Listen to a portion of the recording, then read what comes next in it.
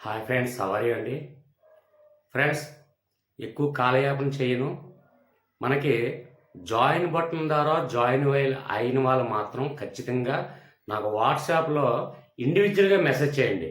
ఖచ్చితంగా వాళ్ళకి ఏ సబ్జెక్ట్ అయినా, ఏ టాపిక్ అయినా, ఏ టైం అయినా సరే first preference is goes to joiners.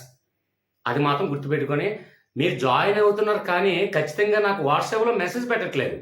Sir, నేను జాయిన్ బటన్లో జాయిన్ అయ్యాను అని నాకు వాట్సాప్లో ఒక మెసేజ్ పెట్టండి. వాళ్ళకి ఇంపార్టెన్స్ ఇవ్వడం జరుగుతుంది. ఇక నెక్స్ట్ క్లాస్కి వెళ్ళే ముందు ఒకే ఒక విషయం చెప్తున్నాను ఫ్రెండ్స్.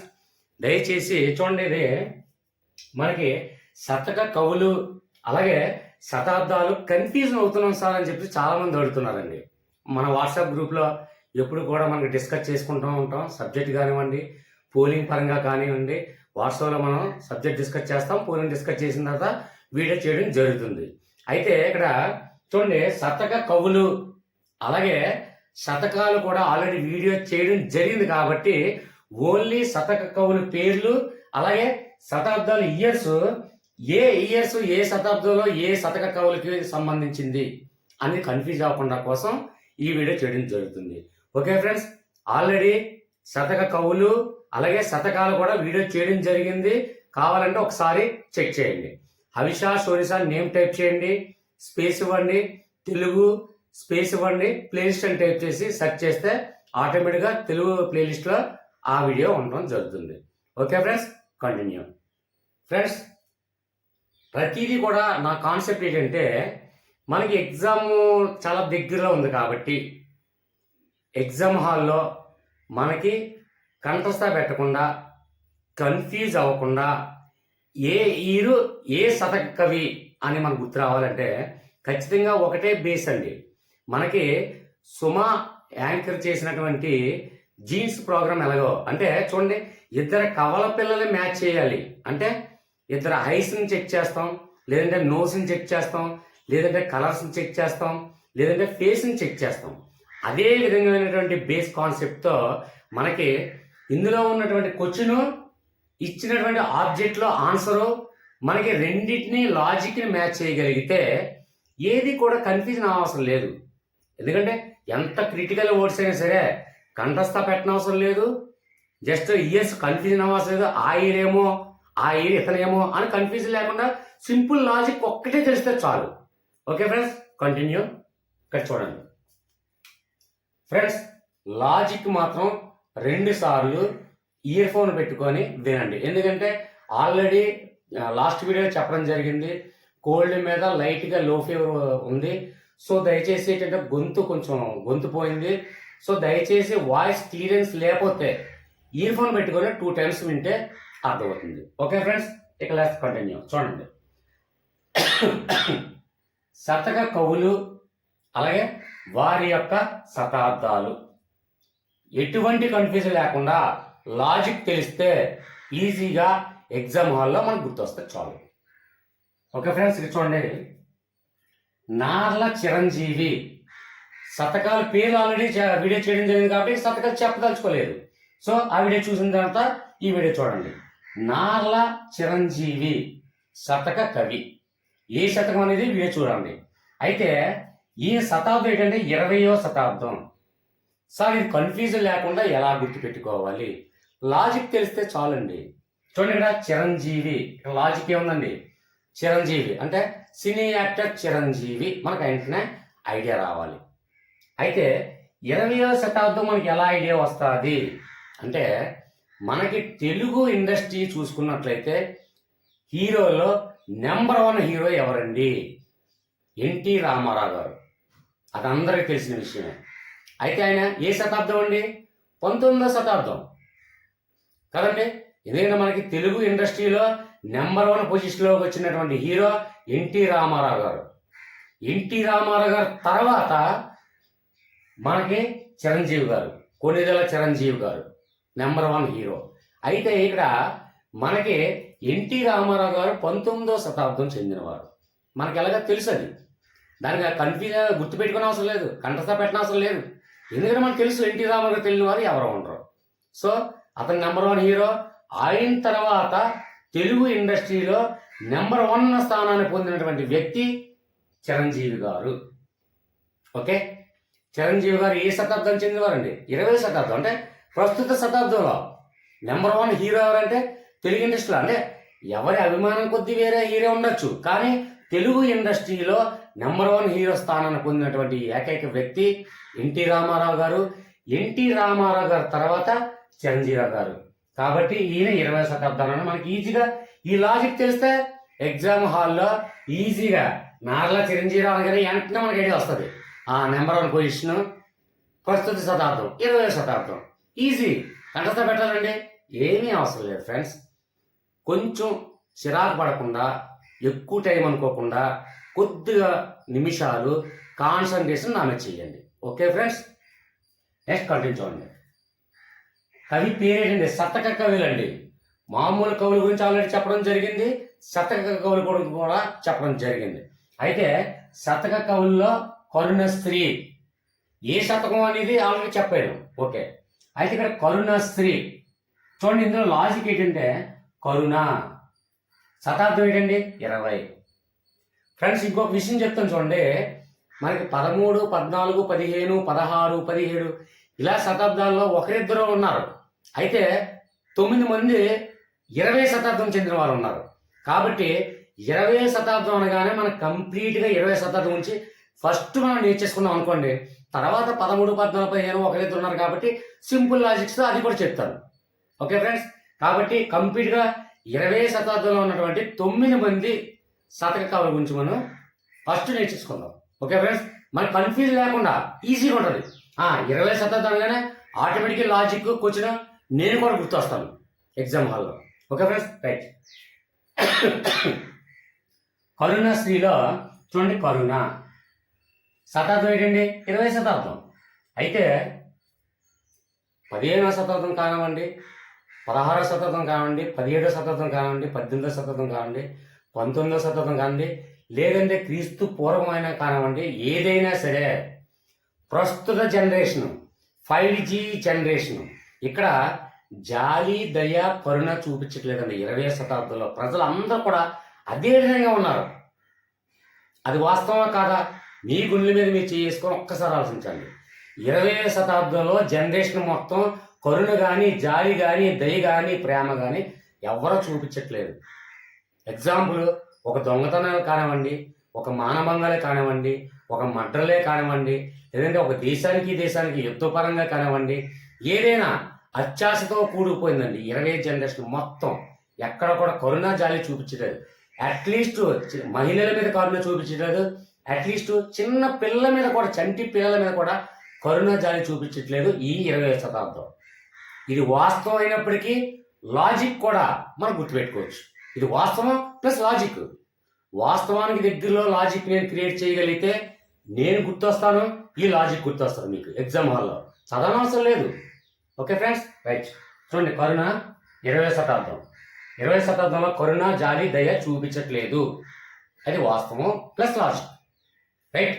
ఇక్కడ మనకి క్వశ్చన్ ఉంది, అలాగే ఆబ్జెక్టివ్లో ఆన్సర్స్ కూడా ఉన్నాయి. కాబట్టి రెండింటికి మ్యాచ్ చేయగలిగితే చాలు, కంటస్తా ఏం పెట్టనవసరం ఇలా. Okay friends, right. Next one చూడండి. చుక్క కోటి వీరభద్రమ్మ. ఇక్కడ చూడండి, ఇక్కడ లాజిక్ కోటి. ఒకప్పుడు అబ్జర్వ్ చేసిన లేదు, పాత ఓల్డ్ జనరేషన్లో కానీ, దమ్మిడి, అన చాలా విలువ. తర్వాత మన జనరేషన్కి వచ్చేసరికి, అంటే 19th జనరేషన్కి వచ్చేసరికి చూడండి, 10 పైసలు, 5 పైసలు, 25 పైసలు వీటికి ఎక్కువ విలువ ఉండేది. ఇప్పుడు జనరేషన్లో ₹1,00,000 కూడా చాలా ఈజీ. ఒకప్పుడు 1000 రూపాయలు అంటే లక్షాధికారి, ఒకప్పుడు లక్షాధికారి అంటే కోటీశ్వరుడు, ఇప్పుడు ₹1,00,00,000 అంటే అంతేనా? 20వ జనరేషన్లో 20th జనరేషన్లో ₹1,00,00,000 కూడా చాలా తక్కువ. ₹1,00,00,000 అంటున్నారు. ఎగ్జాంపుల్, ఒక సినీ ఫీల్డ్లో తీసుకోండి, ఒక రెమ్యూనరేషన్ తీసుకుంటే ఒకప్పుడు ఫస్ట్ స్టార్టింగ్లో రెమ్యూనరేషన్లో ₹1,00,00,000 తీసుకున్నటువంటి number 1 hero Bollywood hero Amitabh Bachchan గారు. అప్పట్లో ₹1,00,00,000. ఇప్పుడు ప్రతి ఒక్కరు కూడా, ఒక జూనియర్ ఆర్టిస్ట్ కూడా రూపాయలు తీసుకున్న రెమ్యూనరేషన్ తీసుకున్న పొజిషన్కి వచ్చింది. అంటే రూపాయలకు కూడా ఈ 20th జనరేషన్లో విలువ లేకుండా పోయింది. కాబట్టి ఇది వాస్తవం plus logic.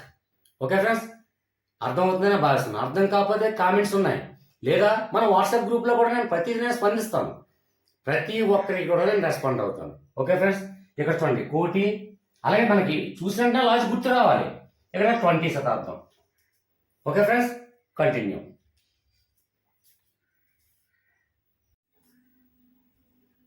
Okay friends, next one చూడండి. ఇక్కడ గద్దల శామ్యూల్ శతకకర్త, అయితే 20వ శతాబ్దం. మనకి సింపుల్ లాజిక్ ఏంటంటే ఇక్కడ మనం చూడండి, ఇక్కడ గద్దల అనగానే మనకి ఏం లాజిక్ గుర్తు రావాలండి? గద్దలకొండ గణేష్ మూవీ మొన్నే వచ్చింది. ఇది 20వ శతాబ్దం కదండి. మనకి నాగబాబు కొడుకు గద్దలకొండ గణేష్ మనకి హీరోగా మనకి హిట్ అయిన మూవీ గద్దలకొండ గణేష్ మొన్నే వచ్చింది.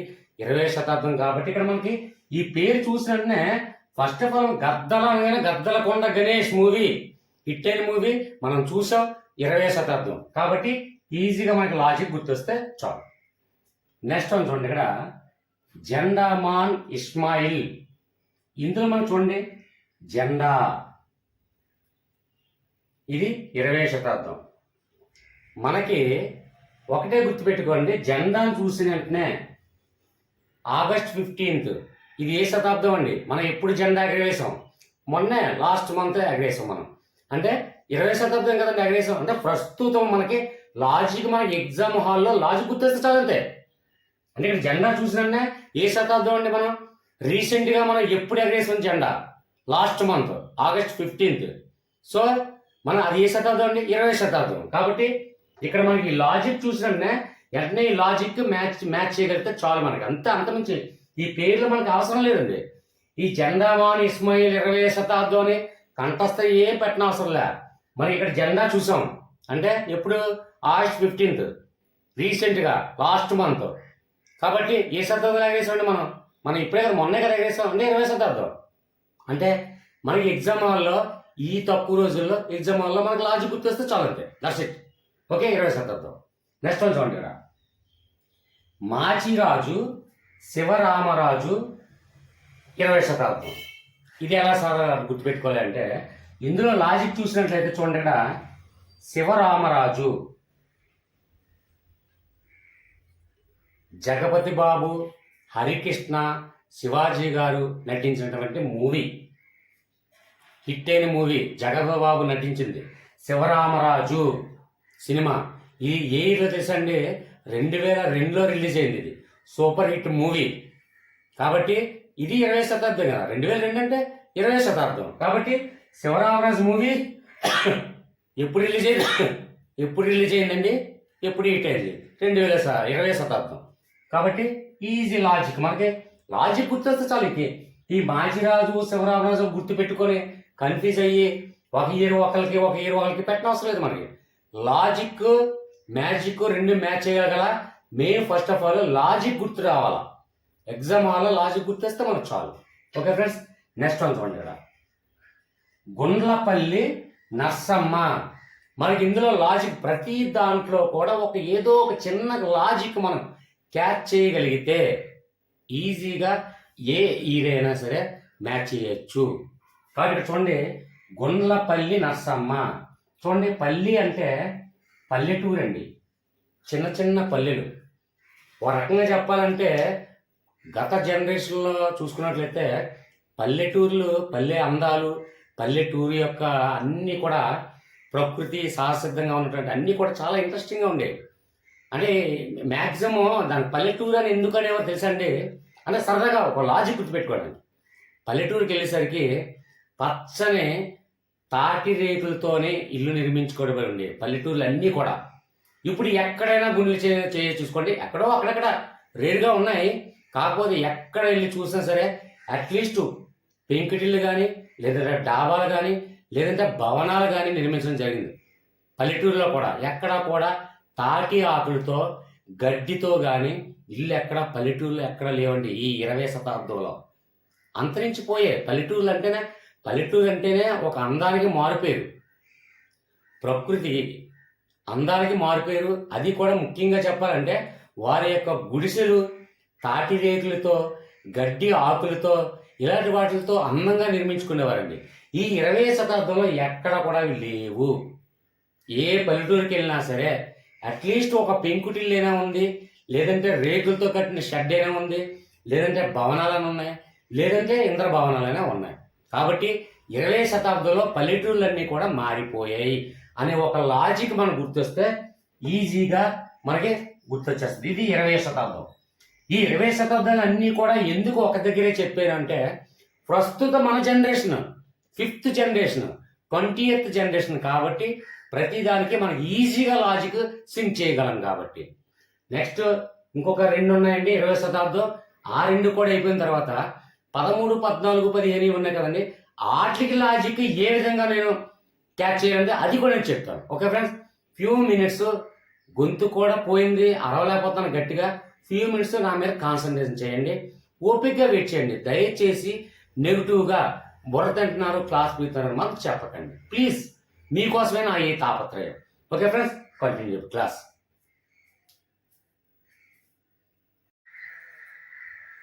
ఓకే ఫ్రెండ్స్, ఇక్కడ నెక్స్ట్ వన్ చూడండి. ఇక్కడ పెరుమాళ్ళ మునెప్ప శతక కవి పేరు. అయితే ఈయన 20వ శతాబ్దం.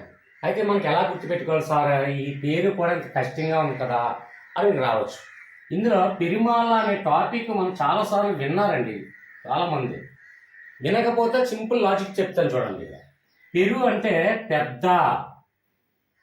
పెరు అంటే ఏంటండి మీనింగ్? పెద్ద. మాళ్ళ అంటే జంతువులు లేదా జీవులు. జంతువులు లేదా మొత్తానికి సమస్త జీవులు అని వస్తుంది.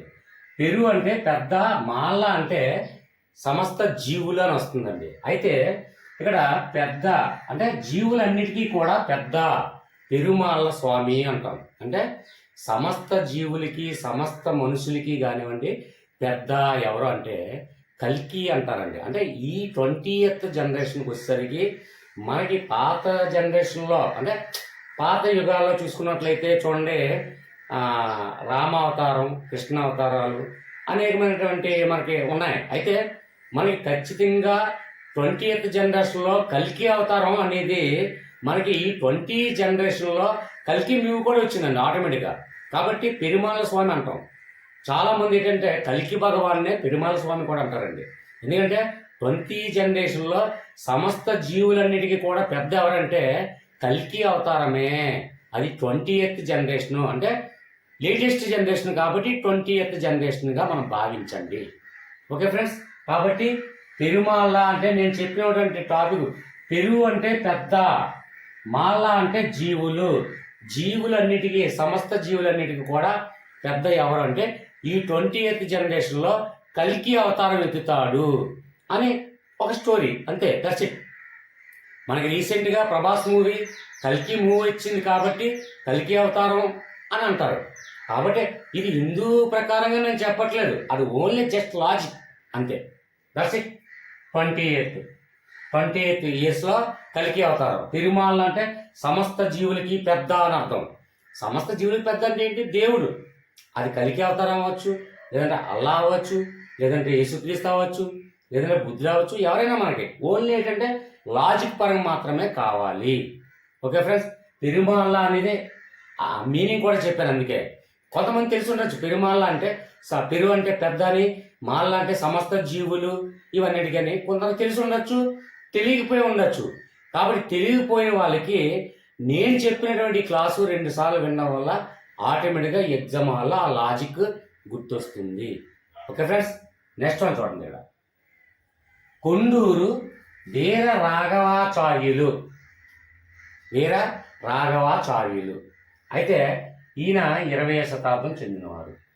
అయితే ఇందులో సింపుల్ లాజిక్ ఏముందండి చూడండి, మన చాలా సింపుల్ లాజిక్ ఉంది. రాఘవ లారెన్స్ ఏ శతాబ్దానికి చెందింది వాడండి.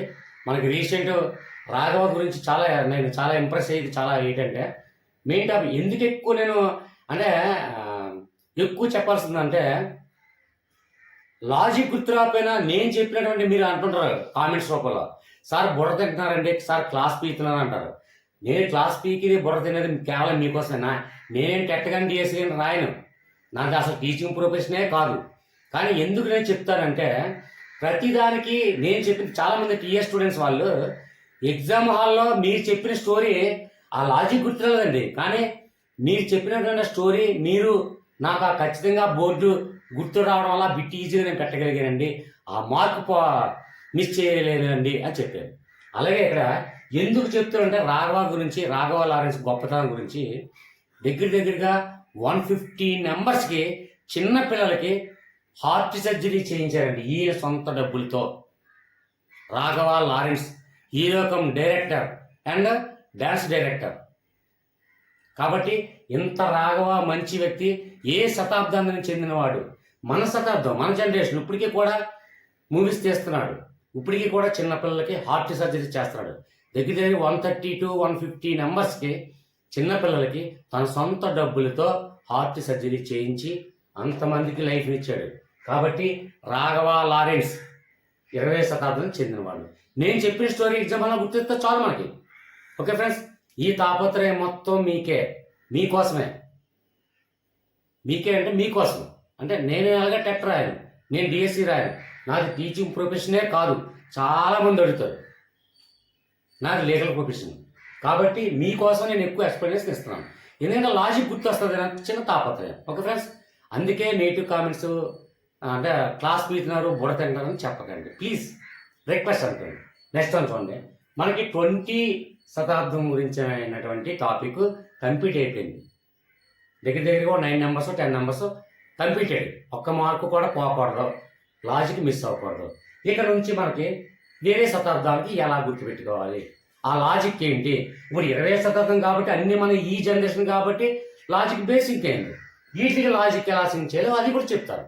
Okay friends, continue. Friends, Garikipati Mallavadhani ఈ పేరు ఎలా గుర్తుపెట్టుకోవాలి సార్? కన్ఫ్యూజ్ కదండి. ఎవరు గుర్తుపెట్టుకోమన్నారండి? తక్కువ రోజులు ఉన్నాయి, పేరు గుర్తుపెట్టుకోవాలా? పేరు కంఠస్థ పెట్టాలా? ఏ శతాబ్దం కంఠస్థ పెట్టాలా? ఎలా కంఠస్థ పెడతారండి? కాబట్టి మనకి ఏమొద్దు, చిన్న లాజిక్ క్యాచ్ చేయండి. ఇక్కడ చూడండి ఫ్రెండ్స్, గరికి చాలామంది వ్యవసాయదారులకు అందరికీ తెలుసు అండి. ఇది గరికి అంటే ముళ్ళు. చూడండి, ఒక తాటి మట్టకి మనకి చూడండి ఆ చిక్కేటప్పుడు కానీ అక్కడ చిన్న చిన్న ముళ్ళు ఉంటాయండి, గరికి అంటారు. అంటే ముళ్ళు గుచ్చుకుంటుంది అంటారు. వ్యవసాయదారుల కంటే గరికి గుచ్చుకుంటుంది అంటారు. గరికి అంటే ముళ్ళు. ముళ్ళు ఏ ఆకారంలో ఉంటుంది సార్? ముళ్ళు తిన్నగా ఒక ముళ్ళులాగా పొడవగా ముళ్ళుగా గుచ్చుకుంటుంది, అంతే కదా. కాబట్టి ఒక ముళ్ళు ఆకారంలో రావాలి మనకు లాజిక్. ఇక్కడ చూడండి, ఏ శతాబ్దం అండి? 1+9. ఎప్పుడు కూడా మనకి ఇయర్స్ గుర్తుపెట్టుకునేటప్పుడు, డేట్లు గుర్తుపెట్టుకునేటప్పుడు, సెక్షన్స్ గుర్తుపెట్టుకునేటప్పుడు, ఆర్టికల్ గుర్తుపెట్టుకునేటప్పుడు టోటల్ కౌంట్ చేసి టోటల్ ఎప్పుడు కూడా సింగిల్ డిజిట్గా తీసుకొచ్చి దాన్ని లాజిక్ మ్యాచ్ చేయగలిగితే కాన్స్టిట్యూషన్ కానివ్వండి, ఆర్టికల్స్ కానివ్వండి, లేదంటే సెక్షన్స్ కానివ్వండి, లేదంటే ఐపీసీ కానివ్వండి, ఏదైనా ఎనీ సెక్షన్స్ ఈజీగా ఇయర్లు కూడా మనం గుర్తుపెట్టుకోవచ్చు. రైట్, ఇక్కడ చూడండి, గరికి అంటే ముళ్ళు, అంటే ముళ్ళు ఇలా ఒకటి రూపంలో ఉంటుంది ముళ్ళు. కాబట్టి ఇక్కడ మనకి ఇక్కడ ఏంటంటే 19వ శతాబ్దం. 1+9 ఎంత అండి? అంటే 10. అంటే టోటల్ 1 అంటే ముళ్ళాకారం వచ్చింది. అంతే లాజిక్. మనకి ఈ పేరు అవసరం లేదండి. గరికిపాటి మల్లావధాని పేరు అనవసరం మనకి, శతాబ్దం అనవసరం మనకి. ఓన్లీ మనకి ఇచ్చినటువంటి క్వశ్చన్, ఆబ్జెక్టు, ఈ రెండింటికి టాలీ చేయండి. అంటే ఇక్కడ చూడండి 2+ ఇప్పుడు 20 శతాబ్దం ఉంది, 2+0 ఎంత అండి? 2. ఆ లాజిక్ దీనికి సింక్ అవుతుందా? సింక్ అవ్వదు. 1+7 ఎంత వచ్చిందండి? 8 వచ్చింది. ఆ లాజిక్కి దీనికి సింక్ అవుతుందా? సింక్ అవ్వదు. కాబట్టి ఇదే గమనించండి. ఇక్కడ 1+9 అంటే 10. 10 అంటే సింగిల్ డిజిట్ ఎంత అండి? 1 అంటే ముళ్ళాకారం వచ్చింది. కాబట్టి గరికి అంటే ముళ్ళు. వ్యవసాయదారులకు అందరికీ తెలుసు గరికి అంటే ముళ్ళు. ఓకే ఫ్రెండ్స్, నెక్స్ట్ వన్ చూడండి. బొంగురు గొంతుకు వస్తుందండి, జలుబు, లో ఫీవర్ వల్ల. సో దయచేసి కొద్దిగా ఇయర్ ఫోన్ పెట్టుకొని వినండి ప్లీజ్, రిక్వెస్ట్. నెక్స్ట్ వన్ చూడండి. పక్కి అప్పల నరసయ్య శతకకర్త లేదా శతక కవి. అయితే ఇది ఏ శతాబ్దం అండి? 16వ శతాబ్దం. ఈ పక్కి అప్పల నరసయ్య ఈ జనరేషన్లో పేర్లు మనం గుర్తుపెట్టుకోవడానికే చాలా కష్టంగా ఉంది. అందుకే ఎప్పుడైనా అబ్జర్వ్ చేసారో లేదో, Indian history, European history, world history, Andhra history, అన్ని హిస్టరీలు ప్రపంచం నుంచి మొత్తం మనకు తెలియకపోయినా, ఎగ్జాంపుల్ యూరోపియన్ హిస్టరీ కానివ్వండి, ఇండియన్ హిస్టరీ కానివ్వండి, లేదంటే సంథింగ్ ఏ హిస్టరీనా కానివ్వండి, మనకు తెలియకపోయినా పేర్లు ఐడెంటిఫై చేయొచ్చు. ఒక్క ఆంధ్ర హిస్టరీ చాలా కష్టమైన పేర్లు ఉంటాయి. ఎందుకంటే ఇలాంటి పేర్లన్నీ కూడా చూడండి, మల్లావదాని, అప్పల సూరమ్మ, సూర వెంకటయ్య, వెంకట నరసింహ, లేదంటే అప్పి వెంకట బాపినాయుడు, ఇలాంటి పేర్లు. ఇంకా మనకి ఆంధ్ర హిస్టరీ చూసినట్లయితే ఆంధ్ర హిస్టరీ అంత కష్టమైనటువంటి హిస్టరీ మరి వేరే టాపిక్ ఏది ఉండదు. ఎందుకంటే పేర్లు గుర్తించుకోవడం అంత కష్టమైనటువంటి పేర్లు. కాబట్టి ఈ పేర్లు ఏమి కంఠస్థ పెట్టకుండా సింపుల్గా పక్కి అప్పల నరసయ్య మన కంఠస్థ పెట్టాలండి, అవసరమే లేదు. ఇక్కడ చూడండి, పక్కి. పక్కి అంటే మనకి ఏం శబ్దం వినిపిస్తుందండి అంటే పక్క. చూడండి, ఫస్ట్ పక్కి మనం చూసినట్టే లాజిక్ మనకి ఏం గుర్తు రావాలి? పక్క. పక్క అంటే ఏంటంటే ఇంగ్లీష్లో అంటే ప్లానింగ్, అంటే పక్కాగా ప్లానింగ్ చేసుకుంటాం. మనకి టెట్కి కానివ్వండి, డిఎస్సి కానివ్వండి, చాలా భయభ్రాంతులు గురవుతున్నారు. కానీ పక్కా ప్లానింగ్ చేసుకుంటే విత్ ఇన్ డేస్లో కంప్లీట్ చేయొచ్చు సిలబస్ని. నేను ఛాలెంజ్ చెప్తున్నాను. కానీ మీ మీద మీ కాన్ఫిడెన్స్ ఉండాలి. అంటే పక్కి అంటే పక్కా. పక్క అంటే మీనింగ్ ఏంటండి? ప్లానింగ్.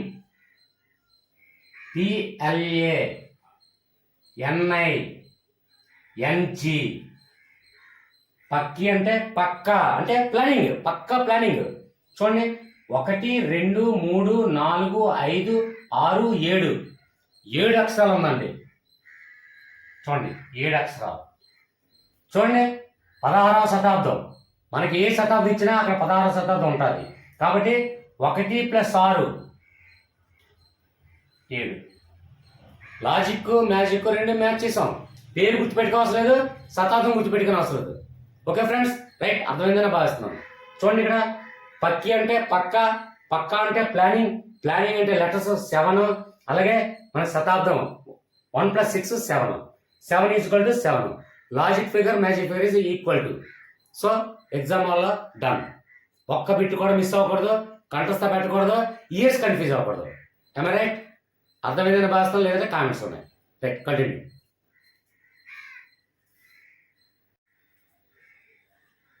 ఓకే ఫ్రెండ్స్, ఇక్కడ నెక్స్ట్ వన్ చూడండి. ఇక్కడ మారద వెంకయ్య 17వ శతాబ్దం. సార్ దీంట్లో లాజిక్ ఏంటి సార్? ఇక్కడ మనం చూడండి, ఇక్కడ వెంకయ్య అనగానే మనకి ప్రతి ఒక్కరికి తెలుగు రాష్ట్రాల వారికి ఖచ్చితంగా గుర్తు రావాల్సిందేనండి. ఎందుకంటే తెలుగు రాష్ట్రాల్లో ఉన్నటువంటి ప్రముఖ వ్యక్తి వెంకయ్య అనగానే వెంకయ్య నాయుడు గారు, మాజీ రాష్ట్రపతి. ఖచ్చితంగా మనకి ఇంపార్టెన్స్ ఎక్కువ ఇవ్వాలి. ఎందుకంటే మన తెలుగు వ్యక్తి మాజీ రాష్ట్రపతి కాబట్టి ఖచ్చితంగా వెంకయ్య అని పేరు రాగానే మనకు ఖచ్చితంగా మన మాజీ రాష్ట్రపతి కాబట్టి వెంకయ్య నాయుడు మనకు ఖచ్చితంగా గుర్తు రావాల్సిందే. కాబట్టి ఇక్కడ చూడండి,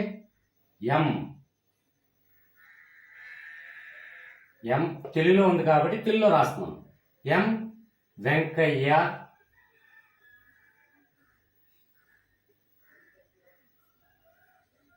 నాయుడు.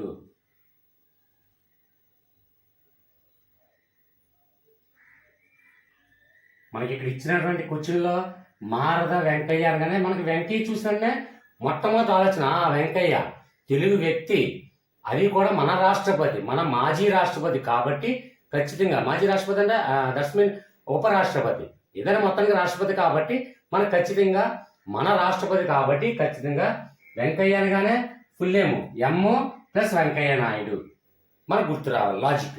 సో ఇక్కడ చూడండి, 1 2 3 4 5 6 7 8 8 వచ్చింది. ఇక్కడ చూడండి, 1 + 7 = 8.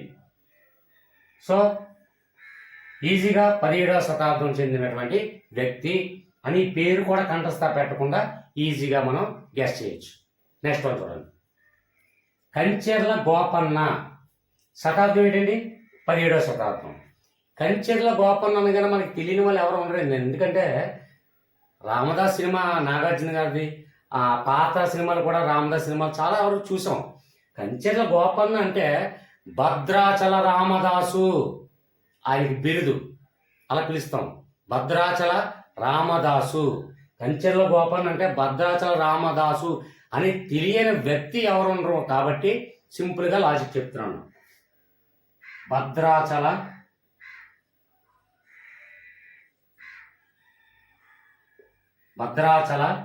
రామదాసు. కంచెల గోపన్ని ఎవరంటారండి? భద్రాచల రామదాసుని అంటారు. అంటే కంచెల గోపనికి ఉన్నటువంటి బిరుదు భద్రాచల రామదాసు. అయితే ఇక్కడ చూడండి, 1 2 3 4 5 6 7 8 అక్షరాలు వచ్చాయండి. 1 + 7 = 8. కాబట్టి శతాబ్దం కూడా గుర్తుపెట్టుకునే అవసరం లేదు, మనకి పేరు కూడా గుర్తుపెట్టుకునే అవసరం లేదు. ఓన్లీ లాజిక్ మ్యాజిక్ రెండు మ్యాచ్ చేయగలిగితే చాలు. That's it. Okay friends, next one చూడండి. బమ్మెర పోతనామాత్యుడు. పేరు ఎంత క్లిష్టంగా ఉన్నా మనకు అనవసరం అండి, ఇయర్ ఎంత క్లిష్టంగా ఉన్నా మనకు అనవసరం. అందులో ఉన్నటువంటి లాజిక్ని మనం క్యాచ్ చేయగలగాలి. ఇక్కడ మనకి బాగా గుర్తుకొచ్చేది ఏంటంటే 15వ శతాబ్దం చాలా ఇంపార్టెంట్ అండి. ఎందుకంటే 15వ శతాబ్దం నుంచి తెలియని వ్యక్తి ఎవరు ఉన్నారు. ఎందుకంటే శ్రీకృష్ణదేవరాయలు 369 ఆదిత్య 369 మూవీ, కోహినూర్ వజ్రం గురించి తెలియని వారు ఎవరు ఉండరు. ప్రస్తుతం కోహినూర్ వజ్రం బ్రిటన్ ఎలిజబెత్ రాణి ఆధ్వర్యంలో ఉంది. అంటే ఎలిజబెత్ రాణి చనిపోయారు అనుకోండి, మొత్తానికి బ్రిటన్లో ఉంది. అలాగే నెమల సింహాసనం, కోహినూర్ వజ్రం మన దేశం నుండి దోచుకొని వెళ్ళారు. కాబట్టి కోహినూర్ వజ్రం ఎప్పుడు పోయింది అంటే శ్రీకృష్ణదేవరాయల కాలంలో. శ్రీకృష్ణదేవరాయలు ఏ కాలం అండి? 15వ శతాబ్దంలో పోయింది మనకి కోహినూర్ వజ్రం అనేది. బాగా గుర్తుపెట్టుకోండి, 15వ శతాబ్దంలో శ్రీకృష్ణదేవరాయల కాలంలో నుంచే మనకి కోహినూర్ వజ్రం అనేది పోయింది. అది మనకు తెలుసు. కాబట్టి శ్రీకృష్ణదేవరాయలు 15వ శతాబ్దం కూడా తెలుసు మనకి. ఎందుకంటే 15వ శతాబ్దంలో శ్రీకృష్ణదేవరాయల గురించి అనేక సినిమాలు చూసాం. బాలకృష్ణ మూవీ 369 ఆదిత్య, అందులో కోహినూర్ వజ్రం గురించి ముఖ్యంగా మనం చూసాం. అలాగే శ్రీకృష్ణదేవరాయల కాలంలో రత్నాలు రాసులు రోడ్డు మీద పోసి అమ్మడం జరిగింది. అమ్మడం అంటే వస్తు మార్పిడి. వారు పండించిన పంట ఇచ్చుకొని ఆ రత్నాలు రాసులు కూడా రోడ్ల మీద పోసి ఇచ్చుకునే వస్తు మార్పిడి చేసేది శ్రీకృష్ణదేవరాయల కాలం అని కూడా మనకు తెలుసు. కాబట్టి ఇవన్నీ కూడా లాజిక్స్ మనకు గుర్తుకొస్తుంది. సో మనకి కోహినూర్ 15వ శతాబ్దం అనగానే మన కోహినూర్ వజ్రం ఆటోమేటిక్గా పోయింది. కాబట్టి ఇక్కడ చూడండి, పోతే అంటే కోహినూర్ వజ్రం పోతే, పోయింది, పోవడం అంటే పోయింది, పోవడం అంటే పోయింది. 15వ శతాబ్దంలో శ్రీకృష్ణదేవరాయల కాలంలో 15వ శతాబ్దంలో కోహినూర్ వజ్రం పోయింది, పోతే అంటే పోయింది.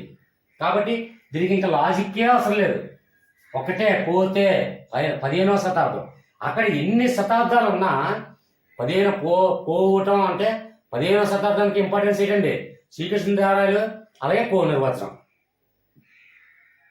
కాబట్టి 15వ శతాబ్దంలో కోహినూర్ వజ్రం పోయింది, పోతే. ఇలా గుర్తుపెట్టుకుంటే చాలు. ఓకే ఫ్రెండ్స్, మనకు ఉన్నటువంటి తక్కువ సమయాల్లో లాజిక్స్ మనకు గుర్తొస్తే చాలు. Okay friends, continue.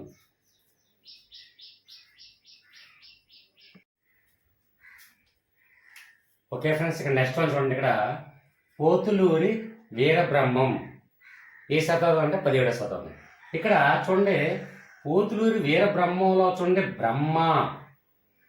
బ్రహ్మ గురించి ఒక్క విషయం చెప్పాలండి. ఏంటంటే అది అంటే లాజిక్ వైజ్ మనకి వాస్తవం చిన్నది ఏంటంటే బ్రహ్మను ఎప్పుడు కూడా సింగిల్గా బ్రహ్మను పూజించడం సర్వసాధారణంగా ఎక్కడ చూడరండి. ఎందుకంటే అది ఒక స్టోరీ, దానికి ఒక కారణం ఉంది. అయితే చాలామంది హిందూ సాంప్రదాయ పరంగా సింగిల్గా బ్రహ్మను మాత్రం ఎక్కడ పూజించరు. అంటే ఎక్కడో సంథింగ్ శ్రీకాకుళం దగ్గర, ఇంకా సంథింగ్ వేరే దగ్గర ఎక్కడో ఉండొచ్చు. దానికి వేరే రీజన్ ఉంది. అంటే ప్రతి ఒక్క హిందూ దేవుణ్ణి కూడా సింగిల్గా పూజించబడుతుంది, కానీ ఒక్క బ్రహ్మను మాత్రం త్రిమూర్తుల వ్రతం మాత్రమే, అంటే బ్రహ్మ విష్ణు ఈశ్వరుని ముగ్గురు కలిపి పూజించేటప్పుడు మాత్రమే బ్రహ్మను పూజించడం జరుగుతుంది. ఇది హిందూ సాంప్రదాయం వాళ్ళకి అందరికీ తెలుసు. కాబట్టి ఇక్కడ బ్రహ్మను చూసిన వెంటనే ఎప్పుడు కూడా బ్రహ్మను సింగిల్గా పూజించడం జరగదు. దానికి కారణం ఉంది, స్టోరీ కావాలంటే తర్వాత చెప్తాను నేను. మనకి ఎగ్జామ్ అయిపోయిన తర్వాత నేర్చుకోండి, సరదా కామెంట్స్లో సరదాగా వాట్సాప్లో డిస్కస్ చేసుకుందాం కావాలంటే. కాబట్టి మనకి ఇప్పుడు ఏంటంటే బ్రహ్మను సింగిల్గా పూజించాలనే విషయం మనకు తెలుసు.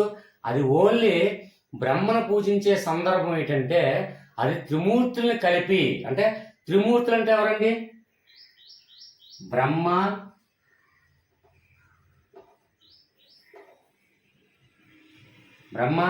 అలాగే విష్ణు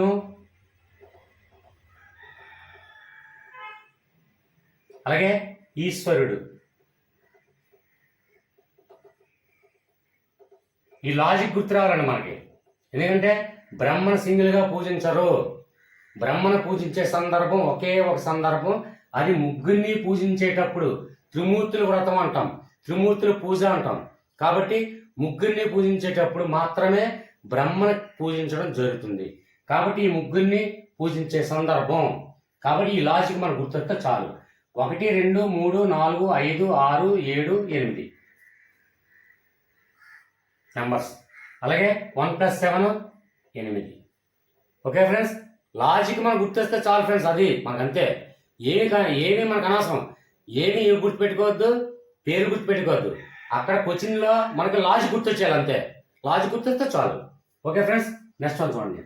గొవ్వల చెన్నడు. గొవ్వ అనగానే మనకి ఏం గుర్తు రావాలండి? గొవ్వ గోరింకతో అనే ఒక మనకి సాంగ్ గుర్తొస్తుందండి, చాలా ఫేమస్ సాంగ్ ఇది. చిరంజీవి గారి మూవీ గోవ్వ గోరింకతో అనే సాంగ్ ఉంది. అది ఏ సినిమా అండి? చాలా ఇంపార్టెంట్ మూవీ, అంటే చిరంజీవి సినిమాల్లో టాప్ మోస్ట్ రేంజ్ తీసుకెళ్ళిన మూవీ ఖైదీ నెంబర్ 786 మూవీ. గువ్వ, ఇక్కడ చూడండి, మనకి గువ్వ చూసినట్టు మనకి గువ్వ గోరింక అనే సాంగ్ గుర్తు రావాలి. దాన్ని రీమేక్ కూడా చేశారు, చిరంజీవి మేనడు రీమేక్ కూడా చేశారు. కాబట్టి ఈ సినిమా మన పేరు గుర్తు రావాలి, గువ్వ గోరింక అనే సాంగ్ ఖైదీ నెంబర్ 786. ఖైదీ నెంబర్ 786. గువ్వ చూసినట్టే మనకి సాంగ్ గుర్తు రావాలండి. లాజిక్ గువ్వ గోరింకతో అనే ఫేమస్ సాంగ్ గుర్తు రావాలి.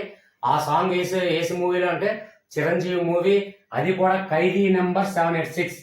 కాబట్టి ఇక్కడ చూడండి, 1 2 3 4 5 6 7 8 టోటల్ నెంబర్ వచ్చింది.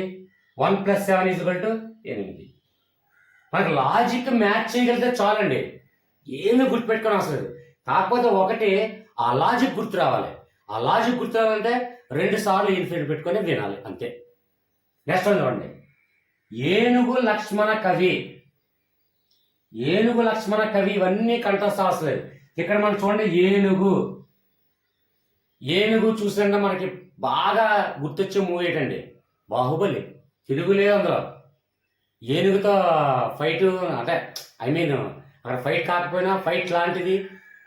బాహుబలిలో ఏనుగుకి ఎంత ప్రాముఖ్యత ఇంపార్టెంట్ ఇచ్చాడో రాజమౌళి గారు. ఏనుగు చూసినంటే మనకి రీసెంట్ మూవీలో బాహుబలి ఖచ్చితంగా గుర్తొస్తుంది, ఎందుకంటే వరల్డ్ ఫేమస్ మూవీ అయింది. కాబట్టి వరల్డ్ స్థాయిలో తీసుకెళ్లిన మూవీ బాహుబలి. కాబట్టి ఇక్కడ ఏనుగు గుర్తొచ్చినంటే బాహుబలి.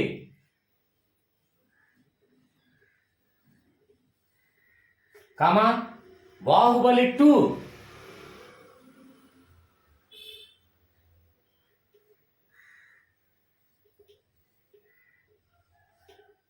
మనకి బాహుబలి అనగానే 2 సినిమాలు, 2 పార్ట్లు. బాహుబలి 1, బాహుబలి 2 1. ఓకే ఫ్రెండ్స్, ఏనుగు చూసిన వెంటనే మనకి బాహుబలి సినిమా గుర్తు రావాలి, అది లాజిక్. చూడండి, బాహుబలి అనగా మనకు ఆల్రెడీ తెలుసు, బాహుబలి 1 ఉంది, బాహుబలి 2 ఉంది. కాబట్టి 1 2 3 4, 1 2 3 4 5, 4 5 9 మొత్తం చూడండి. 1 2 3 4 అలాగే రెండో బాహుబలి బాహుబలి 2 1 2 3 4 5 4 + 5 = 9 అలాగే 1 + 8 = 9. సింపుల్ లాజిక్ ఏంటంటే మనకి ఏను కనిపించింది, ఏను కనిపించిన వెంటనే బాహుబలి సినిమా గుర్తు రావాలి. బాహుబలి 4 అక్షరాలు, రెండో బాహుబలి అంటే బాహుబలి 2 కొత్తగా 2 ఒకటి యాడ్ అయింది కాబట్టి ఇది 4 అది 5 అక్షరాలు, మొత్తం అన్ని 9 అక్షరాలు. అలాగే శతాబ్దం ఏంటంటే 1 + 8 = 9. 9 9 లాజిక్ మ్యాజిక్ మ్యాచ్ చేసాం. That's it. Okay friends, continue.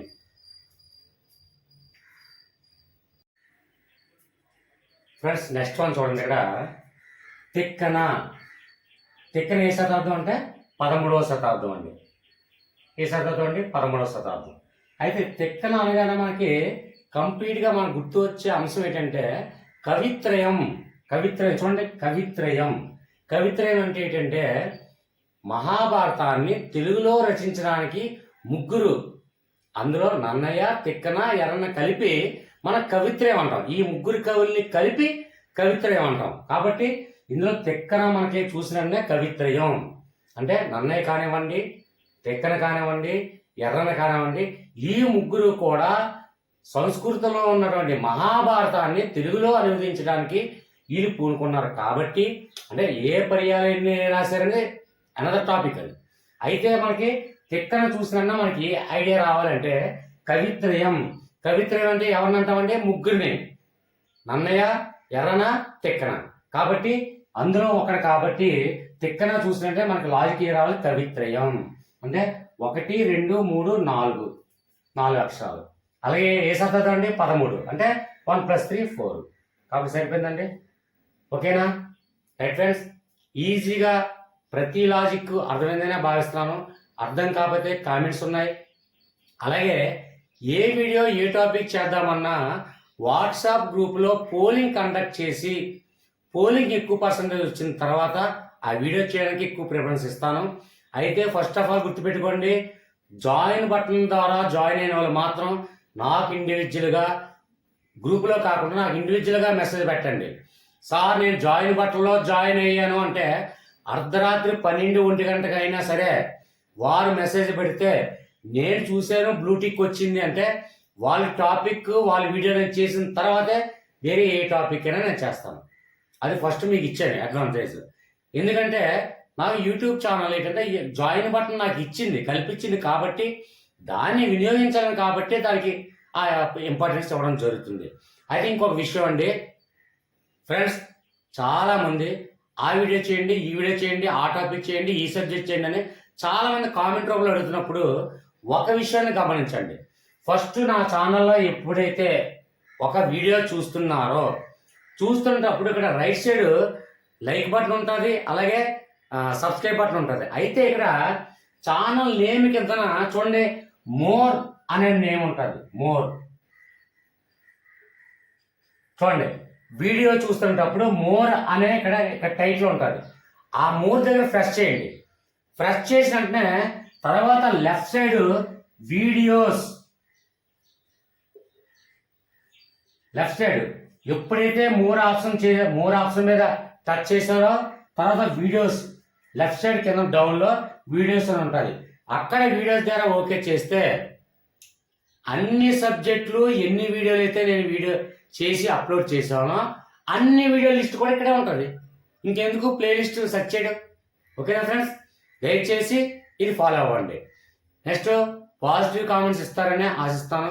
దయచేసి కష్టపడి చేసినందుకైనా లైక్ చేసి సబ్స్క్రైబ్ చేసి నన్ను సపోర్ట్ చేస్తే మరిన్ని లాజిక్స్తో నెక్స్ట్ సైకాలజీ అయితే సైకాలజీ, పై అయితే పై, ఏ టాపిక్ కావాలంటే ఆ టాపిక్ చేస్తాను. Okay friends, thank you very much. Until then bye. Bye friends, bye.